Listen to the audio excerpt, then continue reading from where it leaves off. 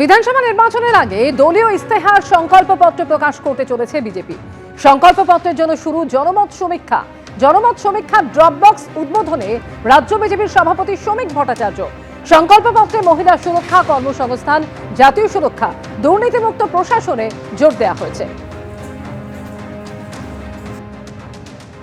চলতি মাসেই ২৬-এর বিধানসভা ভোট উপলক্ষে সংকল্পপত্র বা ইস্তেহার প্রকাশ করতে চলেছে রাজ্য বিজেপি, এমনটাই জানালেন রাজ্য বিজেপির সভাপতি শ্রমিক ভট্টাচার্য। এবং সেই সংকল্পপত্র তৈরির লক্ষ্যে আজ থেকেই জনমত সমীক্ষা শুরু করছেন তারা। মতামত সংগ্রহ অভিযান শুরু করা হচ্ছে বঙ্গ বিজেপির ৪৩টি সাংগঠনিক জেলায়, জানিয়েছেন শ্রমিক ভট্টাচার্য।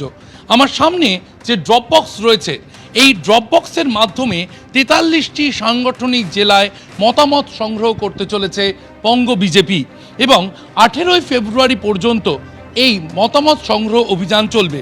কলকাতার জন্য বিশেষভাবে ১৭ই ফেব্রুয়ারি ও ১৮ই ফেব্রুয়ারি দিন ধার্য করা হয়েছে। দুদিনব্যাপী শুধু কলকাতাতেই তারা মতামত সংগ্রহ করবেন।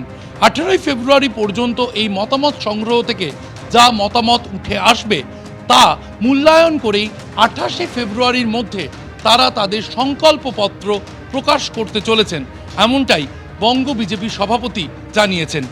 এই মতামতে গুরুত্ব দেওয়া হবে সমাজের বিভিন্ন অংশের মানুষকে এবং সেই লক্ষ্যে ১০,০০০ চিঠি লিখতে চলেছে বঙ্গ বিজেপি মতামত সংগ্রহের জন্য।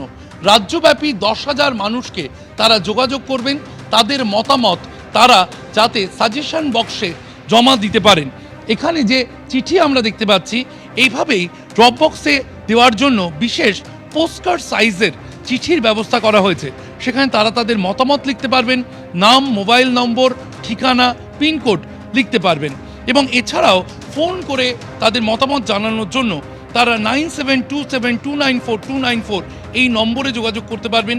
ড্রপবক্সের গায়ে যে কিউআর কোড রয়েছে, সেই কোডে তারা স্ক্যান করে তারা মতামত জানাতে পারবেন। একটি বিশেষ ইমেল আইডি রাখা হচ্ছে sankalpo.wb2026@bjpbengal.org। এই ইমেল আইডিতে তারা যোগাযোগ করতে পারবেন। যত বেশি সংখ্যক মানুষের মতামত নেওয়া যায় সেই লক্ষ্য নেওয়া হয়েছে বিজেপির তরফ থেকে।